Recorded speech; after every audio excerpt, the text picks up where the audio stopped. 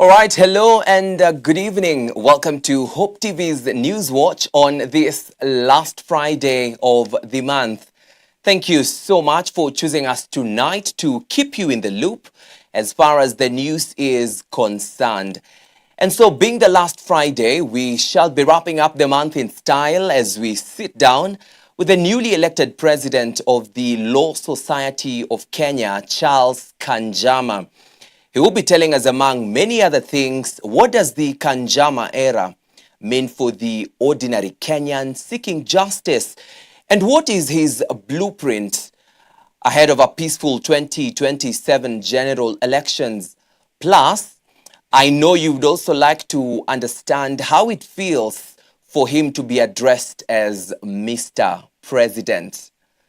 My name is Theo Macharia, and Boniface Morethi is our sign language interpreter. Newswatch begins right now. And the ruling United Democratic Alliance UDA party has launched a sharp offensive against the united opposition after winning all 4 seats contested in the February 26th by-elections. The party has portrayed the victories in Isiolo South constituency and the wards of West Kabras, Evurore and Muminji as a strong vote of confidence in President William Ruto and his agenda as the country looks towards the 2027 general elections. Speaking at a press conference in Nairobi, UDA Secretary General Hassan Omar Hassan described the results as emphatic and triumphant. He argued that voters had turned away from what he termed as divisive and substance-free politics. Our reporter Alice Diana kicks us off tonight with that report. The by-elections conducted in Isiolo, Kakamega and Embu counties saw UDA candidates prevail across varied regions. In Isiolo South constituency, Mohamed Tubi secured a commanding 7,352 votes, with his closest competitor, Jubilee Party candidate Bina Mohamed, garnering 634 votes. I am happy the people of Isiolo have sent a resounding message. The people of Isiolo were not sending a message to Bina. Bina is innocent. They were sending a message to Uhuru Kenyatta. The brother won with 90% of the votes. At least in your retirement, exercise some level of decorum and humility. You were president for 10 years. You messed up the country. You messed up the economy. You left us in debt. You did not visit these marginal areas. You take a young woman, put her against her brother to create discord, and then even ignore her after that. In Embu County's Mbeere North constituency, UDA strengthened its influence by winning both Evurore and Muminji wards. Duncan Muratia captured the Evurore seat with 7,853 votes, defeating Albert Kigoro of the Democratic Party, who received 1,940 votes. In neighboring Muminji ward, Peterson Jeru of UDA polled 3,207 votes, overcoming Boniface Kariuki of the Revolution Empowerment Party, who finished with 2,232 votes. The party also captured the West Kabras ward seat in Malava constituency, Kakamega County, after its candidate Elfas Shalaha garnered 3,317 votes ahead of DCP candidate Bramwell Haemba, who received 2,640 votes. The UDA party has attributed the outcome to successful grassroots mobilization. This clean sweep across the board in all elective seats on offer stands as a powerful testimony of immense trust Kenyans continue to repose in the UDA party, its party leader, his deputy, and his deputy. President William Ruto's party further dismissed its rivals as rudderless and clueless following what he termed an emphatic and decisive victory. The voters are emphatic whose currency remains hollow microphone gymnastics, noise without substance, and rhetoric without responsibility, often designed to stoke emotions and ethnic divisions rather than offer solutions. The outcome marks the second consecutive setback for the united opposition, led by former Deputy President Rigathi Gachagua, following earlier losses in the November 2025 by-elections, including the closely watched Mbeere North parliamentary race won by UDA's Leo Wamuthende. Alice Diana, Hope TV Newswatch. And the United Opposition leaders today took their rallies to Nakuru County, where they continued their onslaught against President William Ruto. Former Deputy President Rigathi Gachagua and Wiper Party leader Kalonzo Musyoka led the leaders in accusing President William Ruto of failing to deliver on key promises to Kenyans. They challenged the president's recent call for citizens to evaluate leaders based on their development records. Kalonzo took a direct aim at President Ruto's remarks on the opposition track record, telling supporters that the current administration had a tainted record, responding to recent allegations that Sudanese leaders had been issued with Kenyan passports. Despite ongoing instability and reported chaos in the country, Kalonzo castigated the move, saying it raised serious integrity and security concerns. Hii mkiangalia gazeti ya leo inaitwa passport crooks. Yaani Ruto ameingilia masuala ya ndani ya nchi jirani ya Sudan. Kule kuna mauaji ya halaiki, na wale ambao wanaoana wako hapa. Mtu mmoja anaitwa Meti na ndugu yake, wao tayari na ni watu wa nchi ya Sudan, wamepatiwa passport ya Kenya. Ni aibu si aibu? Kutoka kwa vijana wetu kuwawa na damu ya Gen Z kumwagika, sawa sawa. Kutoka kwa wakora wanaoiza taifa letu la Kenya. Wameuza passport zetu, wameuza vitambulisho, sasa wameanza kuuza vijana wetu kwenda kuwawa kule Russia. Wameuza vijana wetu kuwawa Haiti. Tuseme waende wasiende?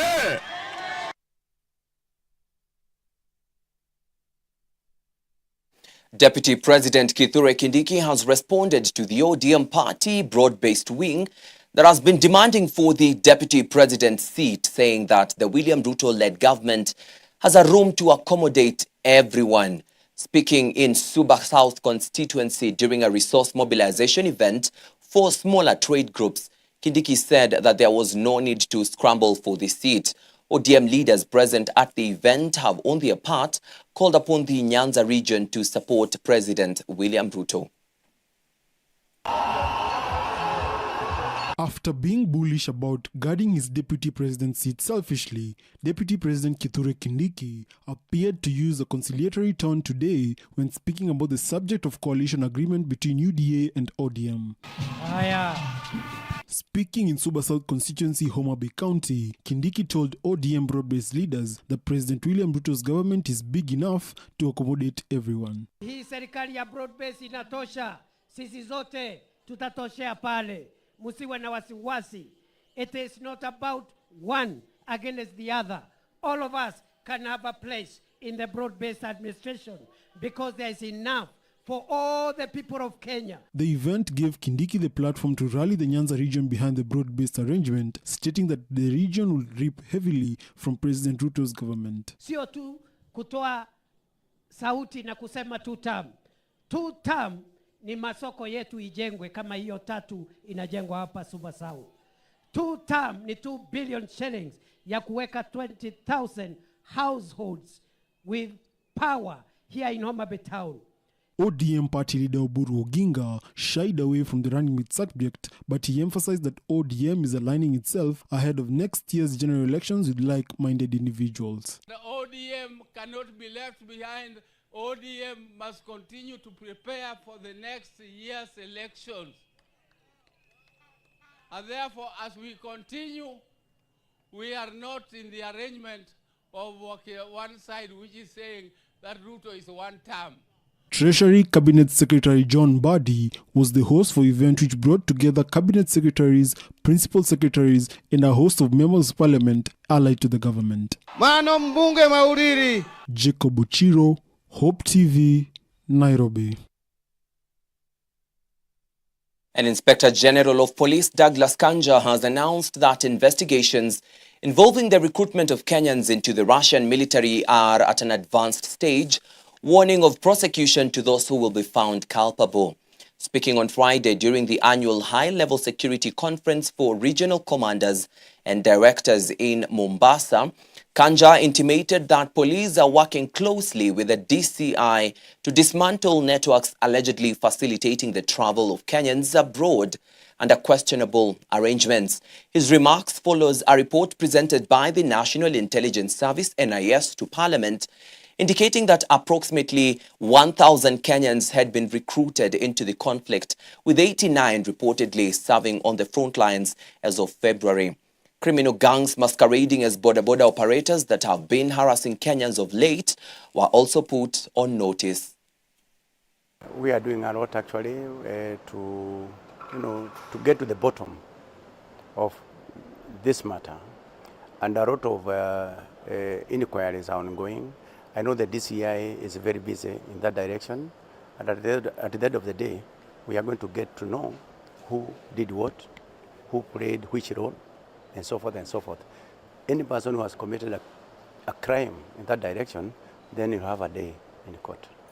And on matters, Paga boys and many other criminals around these areas and elsewhere in the Republic of Kenya. First of all, I must say that their days are numbered. Their days are numbered. We want a situation whereby no Kenyan will look over his shoulder or her shoulder because he feels that he is not secure. So, all those criminals, whether you are paga welding, whether you are crab welding, or anything else, you must take note that we will not give you space for that. The intersection of faith and politics took center stage as the Association of Evangelicals in Africa, AEA, marked 60 years of ministry and service across the continent. The Thanksgiving and celebration service held at AEA Plaza along Valley Road in Nairobi brought together church leaders, government officials, and members of the diplomatic corps. Prime CS and Cabinet Secretary for Foreign and Diaspora Affairs, that is Musalia Mudavadi, challenged the church to step forward amid what he described as growing concerns over governance and the rule of law, as early campaigns dominate the country ahead of the general elections, which are just 17 months away. Our reporter Glory Githenji with that story. 60 years since its founding in 1966, the Association of Evangelicals in Africa paused to reflect on its journey of evangelism, community transformation, and advocacy under its rallying call, The Africa God Wants. But beyond celebrations, today's gathering quickly evolved into a candid conversation on the state of the nation and the role of the church in shaping Kenya's political future. Delivering the keynote address, Prime Cabinet Secretary Musalia Mudavadi said the church remains a critical pillar in safeguarding moral leadership and national stability. I actually personally appeal to you as an association of evangelicals in Africa. Put your best foot forward.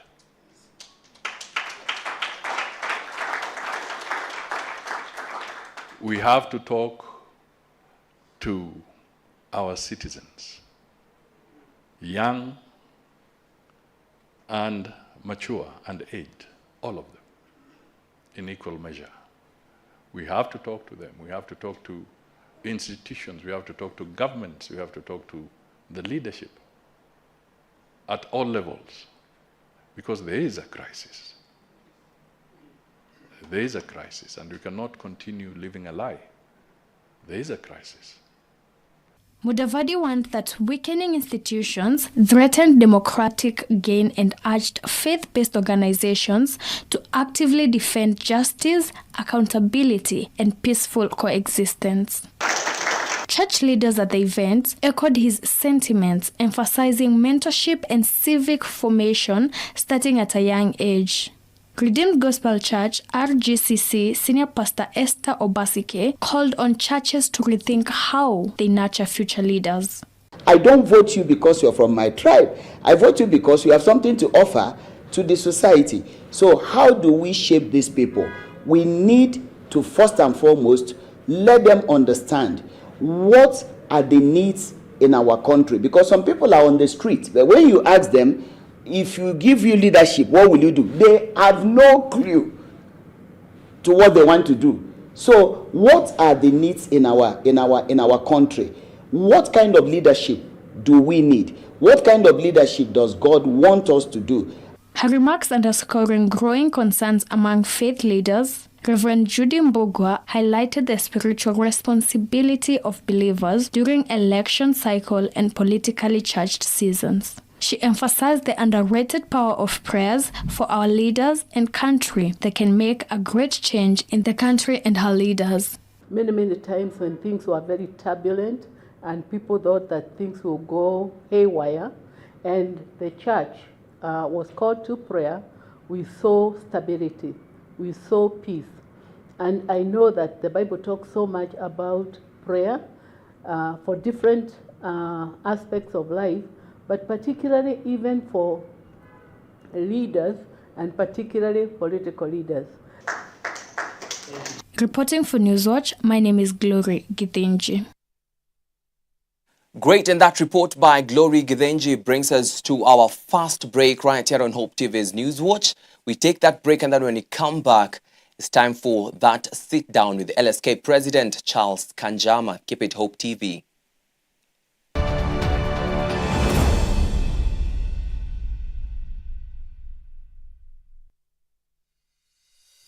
Hi everyone, my name is George Gishoro, a presenter with Hope TV. Thank you so very much for continuing to support us by watching all our programs. Now, we would love to serve you even better. Now, we want to know where you are watching us from and the strength of the signal. You can scan the QR code and ensure that you answer all the questions in ensuring that you are getting us loud and clear with crystal pictures. So go ahead and fill in the QR code so that we can serve you better right here at Hope TV, where you look and live.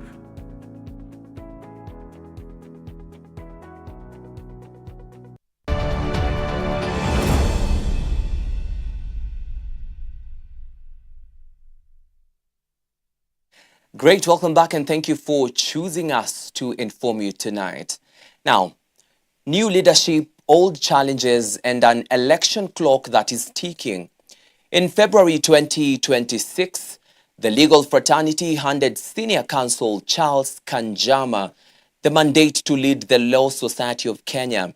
Tonight, we ask tough questions like, can he truly shield the LSK from state capture? What is his blueprint for a peaceful 2027? And what does the Kanjama era mean for the ordinary Kenyan seeking justice? Vincent Kerosi sits down with LSK President-elect Charles Kanjama, and that interview begins now.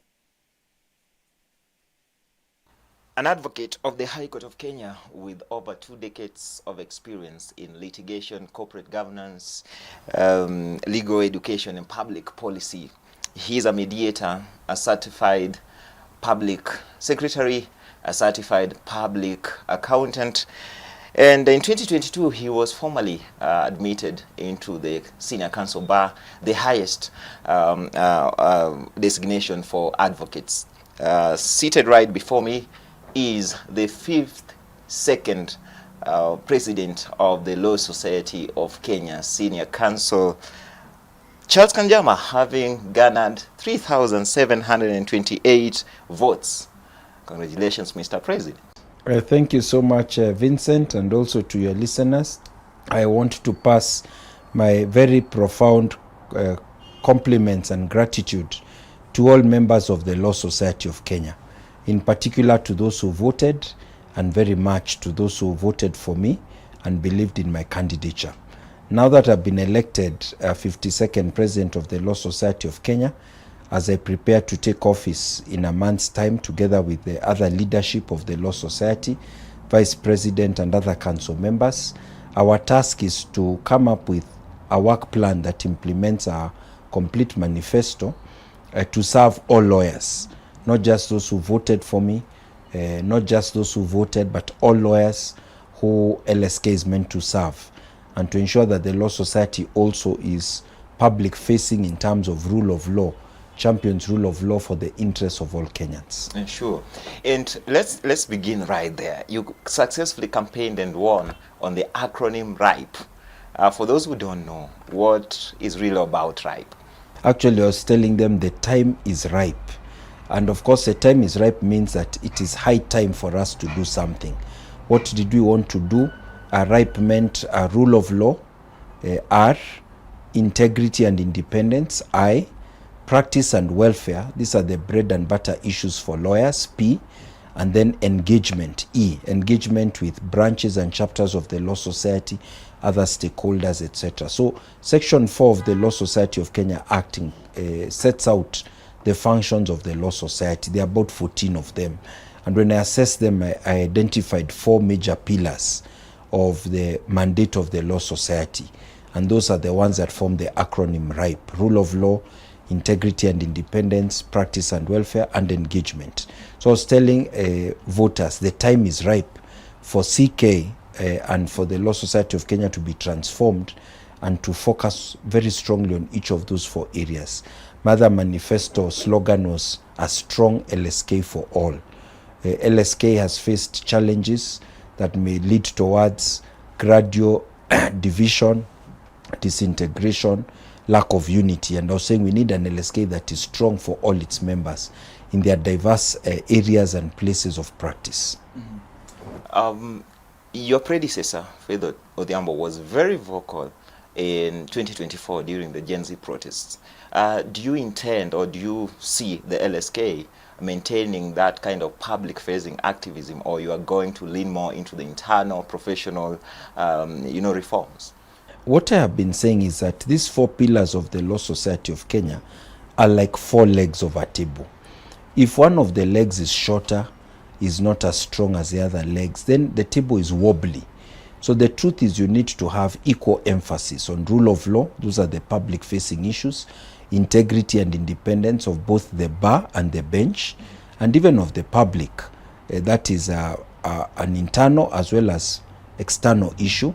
Practice and welfare issues, which are internal, inwards looking largely, and engagement, which is both the inward and external looking. So if you're going to have all 4 having the same weight, it means that what Faith Odhiambo was doing, the 51st president of the Law Society of Kenya, has to continue. We have to keep up the energy in supporting human rights, rule of law, constitutionalism, and democracy for Kenyans, while not forgetting the other pillars. Yeah, that's true. And one of the major things that you've said that you stand for is independence. Actually, you campaigned as the most independent candidate for that matter. Yes. How then do you intend to make sure that the LSK remains independent of end-state capture, but still maintain a working relationship with the executive? State capture or cooptation can come in various ways. It can come through financial means, where you receive financial inducement. It can come through pressure, either duress, undue influence, pressure that can be security or other kinds of pressure to build fear in the leadership not to act, and so on.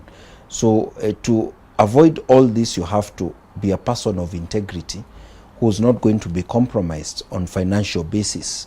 You have to be somebody who has courage, who's going to resist intimidation or pressure. But you also need to be somebody who has an ability to collaborate with others. Because government is set up for the benefit of Kenyans. Government has 3 arms. It has several organs of government. You can't operate as LSK always hostile to government. And when you say government, it includes the judiciary. You need to collaborate with them. It includes the legislature. It includes Attorney General's office, Inspector General's office. We want to have a judiciary police enforcement unit.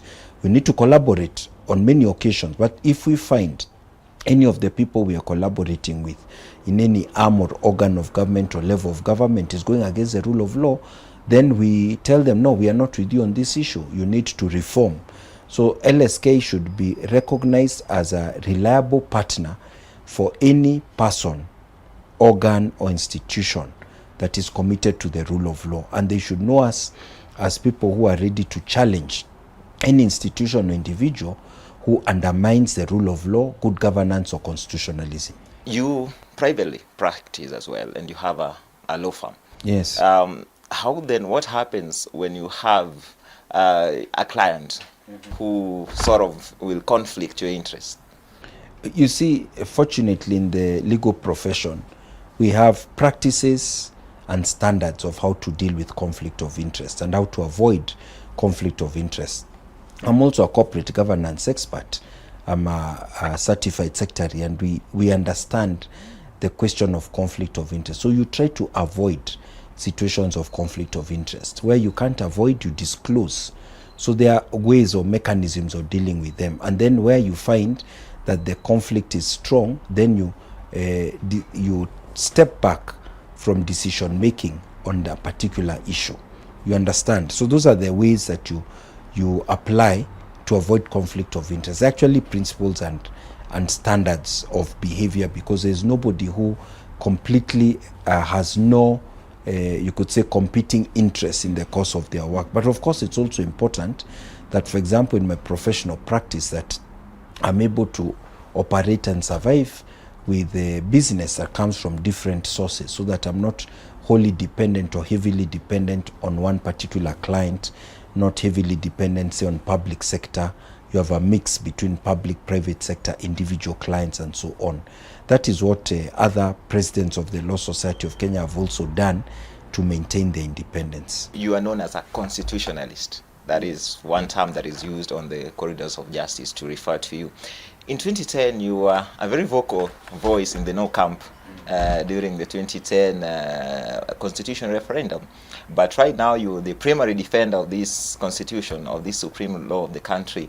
How has your view evolved through the years now that you are the primary defender of this supreme law? Even before 2010, my concern was there were provisions in the constitution that can be misused or abused, that can be interpreted wrongly. And my job was to blow the whistle about that danger.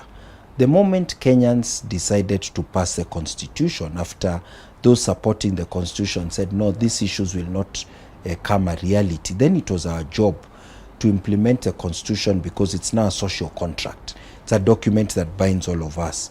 But in doing so, to continue pushing for a positive interpretation of the constitution that supports family and family values, supports the sanctity of life, supports religious freedom, good governance. So that is what I've been doing for the last 15 years.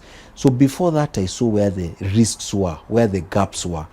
After 2010, my job was to ensure that the constitution is interpreted in a way that is wholesome and that supports the values of Kenya as a country that has majority of people who are believers of one faith or the other, Christian, Muslim, Hindu, and so on, are people who believe in family values and so on. So that's what now I did. So in other words, I don't think my views evolved. What happened is that the circumstances changed and I had to adapt to the circumstances, but my views have remained consistent. We need a constitution that promotes democracy and family values. We need a constitution that promotes rule of law, that allows institutions space to work, which now we have different institutions. Let's give them space to work. Yes. There's been noise even before the former PM, Prime Minister Raila Odinga, passed on. There was noise that is a ripe time for a review of the Constitution 2010. It's time to relook into Katiba 2010. Do you hold the same views? One of the things that resulted in the Constitution of Kenya 2010 was the history with the old Constitution, where it kept being amended left, right, and center for all manner of reasons. And these amendments ended up distorting the integrity or unity of the Constitution, and it was being done largely for political reasons.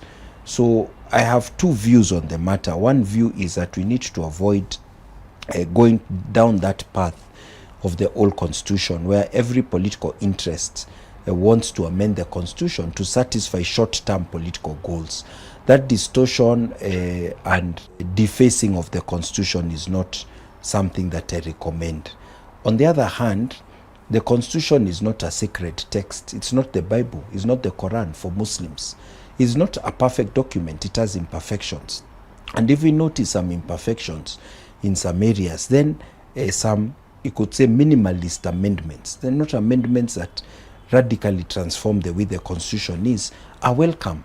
Even when you look at the American Constitution, they've had over 20 amendments in 200 years. Not too many, and each of the amendments is not very drastic, but they do have amendments from time to time.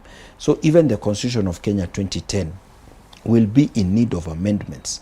The problem is when you are pursuing a good faith amendment and then it is hijacked by people with bad faith intentions, and then they distort the entire amendment process. So to get the right balance, that requires a lot of wisdom and prudence. Yeah. Do you support the talks that we should include a referendum in the 2027 general elections because we are in tight ropes when it comes to legal issues regarding the election themselves because of the standing of the IEBC, the review of the boundaries and all that? Because that also came from the Prime Cabinet Secretary, Musalia Mudavadi, the other day. For me, I absolutely don't think that there's any problem with Article 88, 89 and 90 of the Constitution on the functions of IEBC and the responsibility to have delimitation of boundaries every 10 years, to take into account issues of population. All democracies, when population patterns change, you review the boundaries. So the story of saying we will remain permanently with old boundaries or we are going to start increasing number of constituencies doesn't make sense. In fact, Kenyans have said our cost of governance institutions is already too high. We increased our constituencies from 210 to 290 only 15 years ago when we were passing the new constitution. I don't believe it is time to increase the number of constituencies again. There are too many. Compare the number of constituencies in Kenya with a country like India that has a population of 1.4 billion people, United States of America that has a population of more than 330 million people. Then you'll find that you already have more than enough constituencies. We need to be able to bite the bullet, to take the pill, even if it's a bitter pill, where if you are in an area where the population is very low and there is a framework that allows population not to be the only indicator of constituency boundaries. It is one of a number of factors, but there is a formula indicating the variation based on population should not go beyond 2 to 3 times. You can't have a constituency with 9,000 voters and another one with 100,000 voters. The discrepancy is too big. So we need to be able to swallow the pill, and this is part of universal suffrage, which believes in one person, one vote. If one person, 9,000 people vote for one MP and another 100,000 vote for also one MP, there is no one person, one vote. Some people have more weight than others. That is going against the democracy. So I don't believe those particular grounds you've mentioned are reason to have an amendment of the Constitution. However, if there are good faith amendments that are minimalist and not driven by purely short-term politically partisan agenda, then there is no problem with those amendments being taken to a referendum in 2027. In the United States of America, which I've mentioned before, it is typical when they have elections, they can add a referendum question because it is so expensive to organize a referendum on its own, but to add on 1 or 2 referendum questions in a general election does not increase the cost significantly as it would holding an altogether plebiscite just to have a question or 2 about amendment of a few provisions of the Constitution. Your tenure or your term coincides with a very important season of our country because the 2027 elections are just here around the corner. What is your stance on the balance between national security and assembly of the people, especially regarding that the elections, then the electioneering period is promising to be a heated one this time around? When you talk of balance, it gives people the impression that to enjoy national security means you curtail freedom of assembly, association, or protest. And I don't believe in that philosophy at all. You don't curtail rights. You enjoy the rights. So you harmonize. But the question of balance, I don't think is where I want to go. Before the 2022 elections, when our current president was a deputy president, he was going around the country. And the former president started accusing him of moving around, wandering, tanga. And he said, okay, I'm happy to tanga because I'm talking to the people. And that tanga, he did it for 4 or 5 years. And eventually he had persuaded the people to elect him. A majority elected him according to the declaration of IBC. So it is clear that anyone is allowed to tanga. Everyone is allowed to go and talk to the people. As part of freedom of association, assembly, and freedom of exercising political rights, also in Article 38 of the Constitution.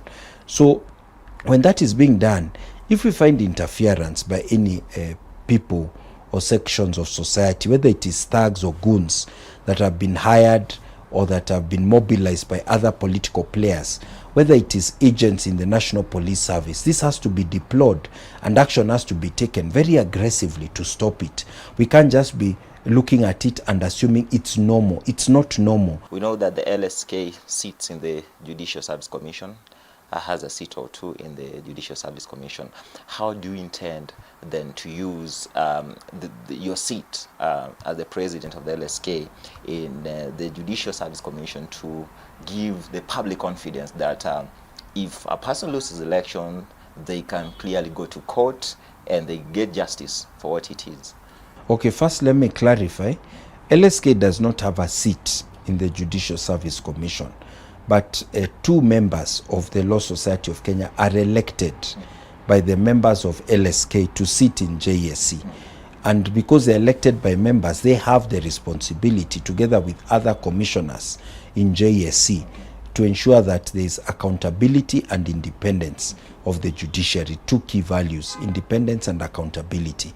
Also, the members of the judiciary themselves, led by the leadership, the Chief Justice, Chief Registrar of Judiciary, Deputy Chief Justice, all those organs, the President of the Court of Appeal, the Principal Judge of the High Court, and so on, they all have that responsibility of ensuring that there is accountability and independence of the judiciary.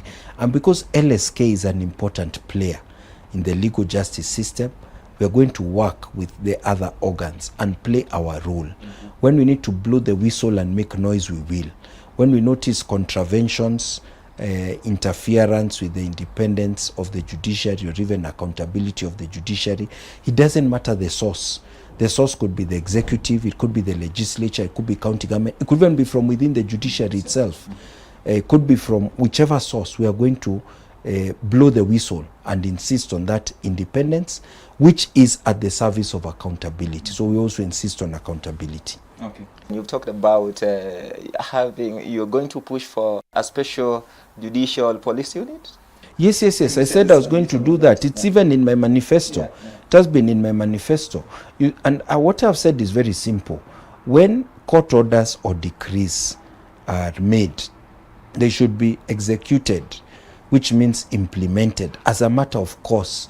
There should not be contestation or controversy until the order is set aside. This is what happens in advanced democracies. People don't question. They don't start fighting back. They don't start fighting you. You don't face danger to life and limb as you are trying to enforce court orders. And this is a requirement in the Constitution and in the Police Service Act, that the police assist in securing rule of law, including enforcement of court judgments. So what we are saying is that administratively, the current arrangements are not working very well.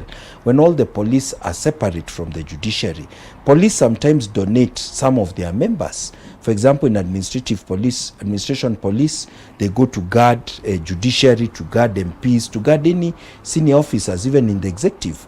Sometimes they donate, like DCI, Directorate of Criminal Investigation, donate some of its officers and unit to the banking sector, banking fraud investigation unit. So we are saying, can you also donate some of your officers to assist with the enforcement of court orders?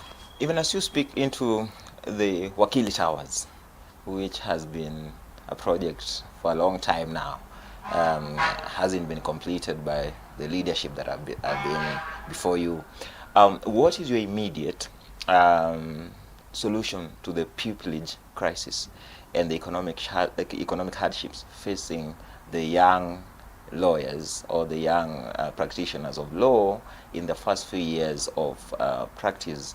Let's also talk about the sexual manipulations and harassment, for that matter, that we've seen have come out from these young lawyers saying that their seniors are manipulating or harassing them sexually. What is your immediate solution into this? So you've mentioned 3 issues. The first you've mentioned is about Wakili Towers. Yeah. This is an important project for the Law Society of Kenya. We need to put up a modern building in our prime property along Gitanga Road, and the lawyers have been saying we need it. Other professionals like accountants, certified secretaries are putting up their buildings. Even doctors have done a lot of stuff there, and it will help the profession. It will help us get some extra income. It will help project a stronger confidence in the profession. It will help us to have more modern offices for our secretariat. So that is something we need to do. And the next 2 years will be an opportunity for us to have the construction going up. This is a key project for the next leadership of LSK. But the first phase, we are planning to have it completed before the end of my term. Yes, and that phase is going to cost several hundreds of million shillings. And LSK has already been able to acquire a big chunk of the money. Of course, we'll need to do additional fundraising. The second issue you raised was about the welfare of young lawyers in the profession. And this is connected with the third issue of sexual harassment and toxic workplaces. Any organization which has very few employees, there's always a danger that some of the structures, the processes are not very well defined. Some of the leaders may not be experts in human resource management, in accounting. There might be more informality in the arrangements, and therefore a greater risk for workplaces that are not well regulated. Some of them become toxic to emerge, whether the harassment is sexual or other forms of harassment, whether it is bullying culture, whether it is a failure to secure the welfare of the young lawyer, maybe through contracts of employment, clear provisions about when they can take annual leave, maternity leave for the women who need it, etc. Those are challenges that are there in the legal profession. Not only in the legal profession, they are there across the board. All SME organizations tend to have this issue as an issue that is arising. You are former chairperson of the Kenya Christian Professional Forum? Actually, I'm still a chair. Okay. I'm still the chair of Kenya Christian Professionals Forum for the next few weeks, and I've been the chair for the last 5.5 years. Yeah. You're a faithful Christian. I try to be. Okay, fine. There is often a debate around personal religious convictions and secular and diverse bar. How do you strike a balance in this? Again, I don't like the word balance. I like the word harmony. Okay, how do you harmonize? Yes, there should be harmony. Right. It's like the way you have harmony between your right arm and your left arm, between your 2 legs and your arms, between your head and your heart, and all organs of the body. They all function towards the same objective. You don't say that, no, how do you strike a balance between your right hand and your left hand? You don't even think about it, but they are working in unison. So your faith is like your right hand, and your professional life is like your left hand. They are both helping you to thrive, to survive. So it's like they work together. There should not be a conflict. And in the body, in the case of the body, you don't find your right hand interfering with the scope of the left hand. They are helping each other. So it should be the same, actually. I think those people who are not ready to integrate their Christian life or their life of faith, because maybe a Muslim or a Hindu or even a believer who may have another religion, with their professional life, with their family life, are the ones who are living a life of disintegration. As we conclude this interview, maybe if you are to be remembered for one thing as the 52nd LSK president, what will it be come 2028? Gosh, that's a difficult question. First, because I don't want to be remembered for only one thing. I want to be remembered for many things. But ultimately, I want to be remembered as somebody who helped to transform the legal profession so that it could reach the heights where it is truly an institution that promotes access to justice for the public and secures the integrity and dignity of lawyers and the legal profession at large. Thank you for your time, President, and all the best. Thank you. Thank you.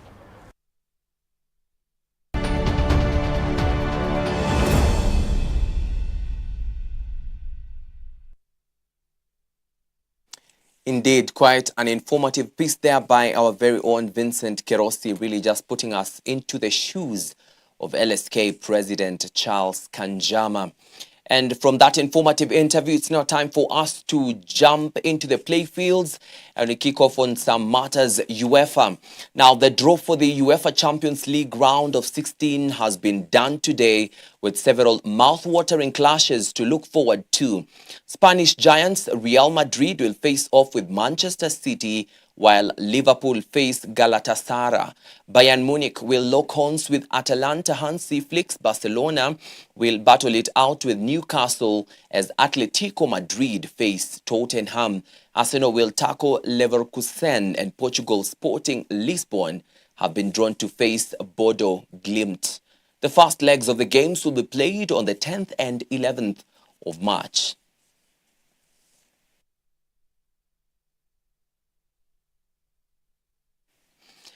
Indeed, and I think it's at this point that I just have to say, go Liverpool FC. And we've come to the end of Hope TV's Newswatch, and I hope you have been adequately informed. Now, coming in on the other side is a Friday frenzy with some traffic-stopping Friday vibes with DJ Kavid. So get ready, find some space and put on your dancing shoes because you're just about to get frenzified. And don't forget, there is nothing that is too difficult or too hard for the Lord. Good night. My name is Theo Macharia, and the sign language interpretation was Boniface Morethi. God bless. See you again next week, and Happy New Month in advance.